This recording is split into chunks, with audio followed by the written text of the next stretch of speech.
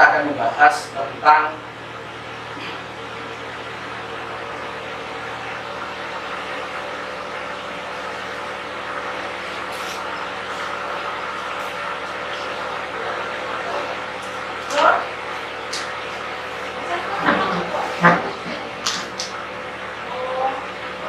pengetahuan dalam IPA selalu dibentuk melalui percobaan. Hari ini kita akan melanjutkan pembahasan kita tentang merancang percobaan. Bahwa setiap ilmuwan ketika melakukan atau menyusun pengetahuan, dia bekerja seperti seorang detektif. Pernah lihat film tentang detektif? Bahwa ilmuwan itu ketika menyusun pengetahuan, dia bekerjanya seperti seorang detektif. Ketika menemukan sebuah kasus, apa saja yang dilakukan oleh detektif itu? Mencari apa? Bukti. Mencari bukti. Apakah langsung mencari buktinya? Ya. Yang paling pertama dulu dilakukan adalah TKP untuk melakukan apa? TKP itu untuk melakukan apa? Pencarian. Ya, namanya apa pencarian? Melakukan pencarian itu adalah kita akan melakukan investigasi.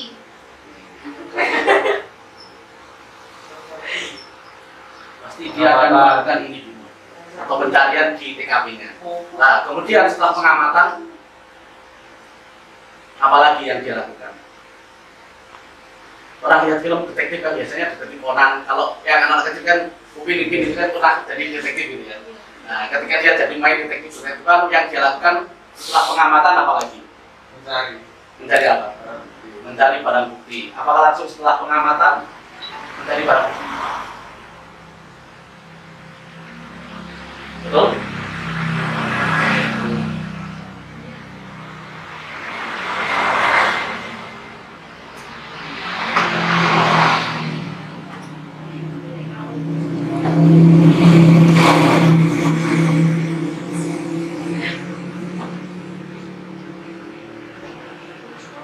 Selain mencari barang bukti, apalagi yang dia lakukan?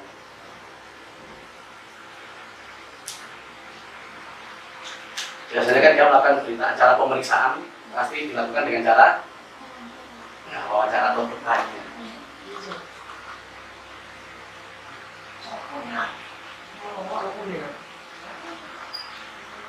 Terus kemudian apalagi?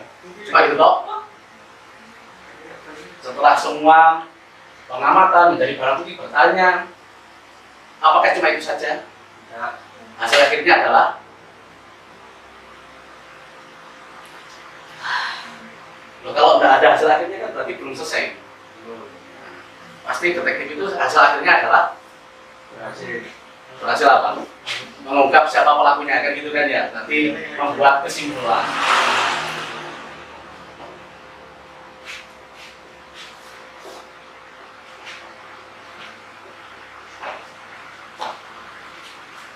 Nanti dia akan membuat kesimpulan. Langkah-langkah seperti ini juga dilakukan oleh seorang ilmuwan. Bahwa dia pasti akan melakukan pengamatan, kemudian bertanya atau mengajukan beberapa pertanyaan, kemudian juga mencari barang bukti atau melakukan percobaan, kemudian membuat kesimpulan. Nah, apakah ini hanya dilakukan oleh para ilmuwan atau detektif? Apakah kita tidak bisa melakukannya? Kita pun juga bisa melakukan langkah-langkah ini untuk menyelesaikan berbagai macam masalah yang ada di sekitar kita. Masalah-masalah di sekitar kita itu kan ada banyak sekali. Langkah berpikir seperti ini bisa kita lakukan untuk menyelesaikan beberapa masalah.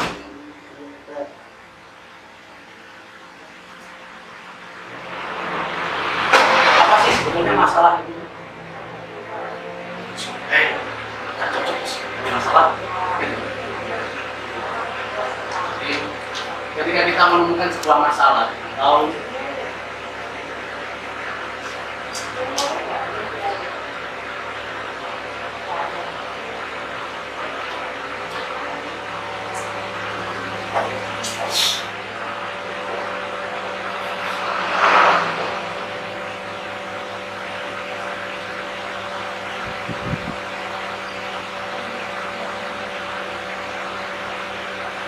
maka setelah letak timbulnya masalah. Dan salah satu masalah yang hari ini ada di sekitar kita dan agaknya sulit untuk dipecahkan atau diselesaikan adalah, dan ini saya ingin sering kita jumpai,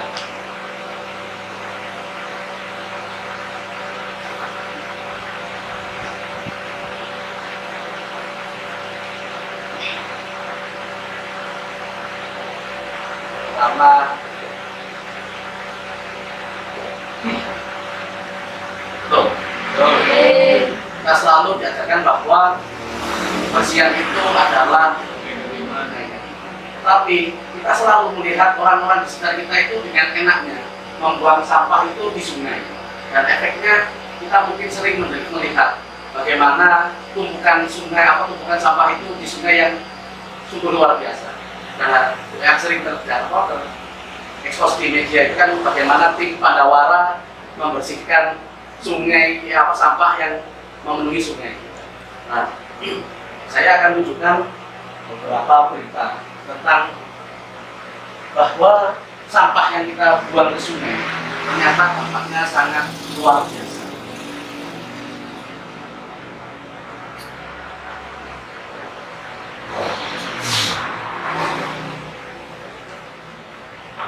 Sungai Citarum Lama, Kabupaten Bandung pada Sabtu pagi dibiarkan berlumpur memenuhi aliran sungai Cisadane Sulawesi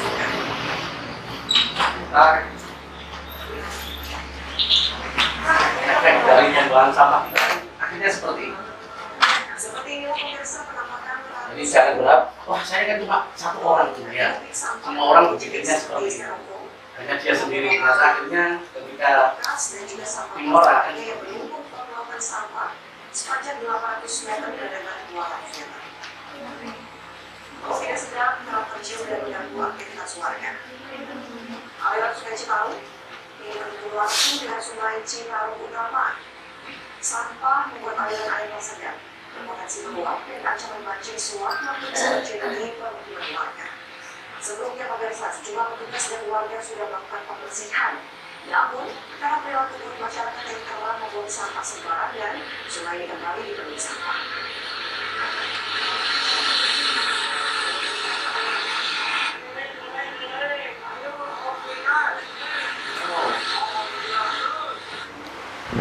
Jadi seperti itu dampak dari pembuangan sampah yang dilakukan di sungai secara sembarangan.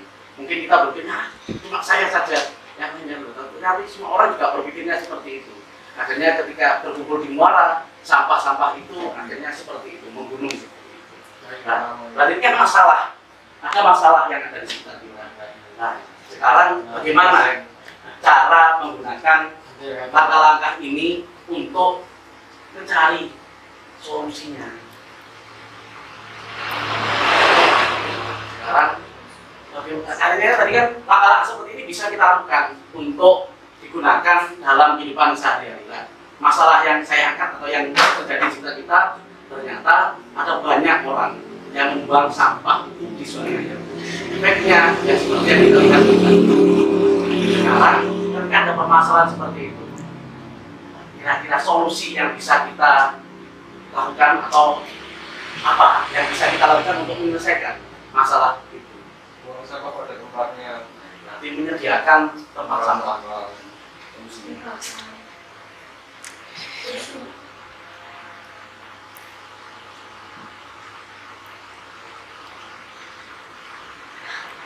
Ada yang punya solusi lain? Kayaknya tadi saya dengar ada yang ngomong dibakar. Apakah dibakar itu menyelesaikan masalah? Justru akan menghadirkan masalah baru.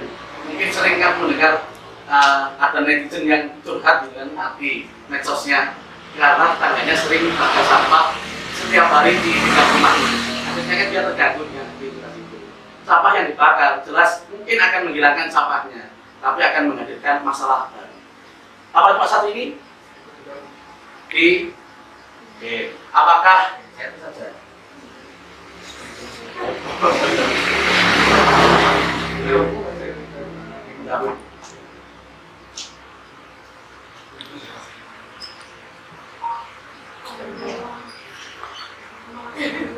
Apakah akan menyelesaikan masalah?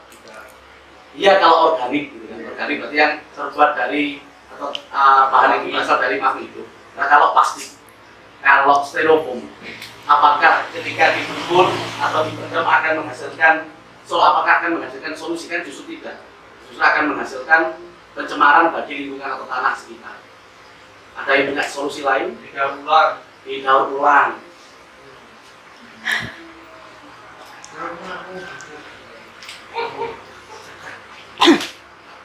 Aku pengen nyimak, Mbak. Siapa masyarakat primun ya? Kalau organik, jadi Kayaknya kita bisa berpikir, kita bisa membuat langkah-langkah yang dilakukan oleh detektif tadi. Nanti kan seorang ilmuwan itu berpikirnya seperti detektif, hal yang seperti yang kita lihat. Ternyata langkah-langkah semacam ini bisa kita lakukan untuk menyelesaikan masalah-masalah yang ada di sekitar kita.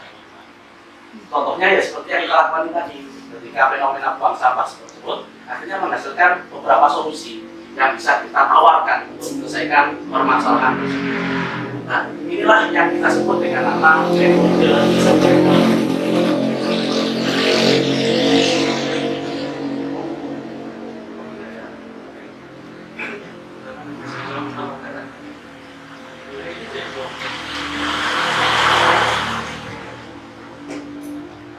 Langkah-langkah yang kita sebutkan tadi, itulah metode ilmiah atau langkah-langkah yang digunakan untuk menyelesaikan permasalahan secara ilmiah. Dan langkah-langkah ini bisa kita lakukan untuk menyelesaikan permasalahan yang ada di sekitar kita. Tidak harus seorang ilmuwan yang melakukannya, tapi kita bisa melakukan langkah-langkah itu untuk menyelesaikan masalah yang ada di sekitar kita. Dan yang kita sebut dengan metode ilmiah. Jadi ini adalah alat berpikir yang bisa kita lakukan untuk menyelesaikan masalah yang ada di sekitar kita. Karena kalau kita tanya masalah, ya pasti ada banyak masalah. Karena ketika kenyataannya tidak sesuai dengan teori, ya pasti disitulah timbul permasalahan yang harus kita selesaikan. Dan langkah-langkah itu kita kenal dengan nama metode ilmiah. Mungkin ada yang ditanyakan? Kalau tidak ada, saya akan membagikan sebuah lembar kerja. Kita baca saja dari dua ya. Yang seterusnya nanti salah satu kelompok akan mempresentasikan kelompok yang lain. Kita silahkan untuk menanggapi dari apa yang dipresentasikan oleh kelompok sebelumnya. akan menyampaikan tujuan percobaan dari aktivitas adalah tujuannya agar tidak mati dengan cara menyiram bunga lalu lakukan pemupukan agar tumbuh subur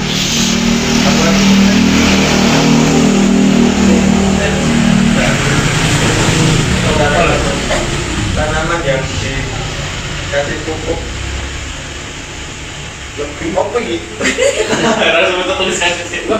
lebih tumbuh maksimal daripada tanaman yang tidak saja. Sekian, terima kasih. Bagaimana dari kelompok perempuan tanggapan dari hasil diskusi yang dilakukan oleh kelompok laki-laki? Apakah tujuannya sesuai atau sama dengan yang dilakukan oleh kelompok perempuan? Atau ada saran? Apakah tujuannya merawat bunga agar tidak mati dengan cara menyirami bunga lalu dilakukan pemupukan? Setuju atau tidak? Setuju. Berarti memang sama ya? Merawat bunga agar tidak mati dengan cara menyirami bunga lalu dilakukan pemupukan. Kalau hipotesisnya? Diberi buku akan mendapatkan nutrisi yang lebih baik daripada hanya bisa dengan air. Jadi prosesnya sama tadi ya, setuju ya. Jadi kelompok perempuan juga setuju dengan hasil diskusi dari kelompok laki-laki bahwa tujuan dari percobaan ini adalah kalau kita lihat sebetulnya perlakuan yang beda kan pemupukan. Berarti tujuan dari percobaan ini adalah melihat faktor pemupukan. Apakah pemupukan itu akan mempengaruhi pertumbuhan dari tanaman?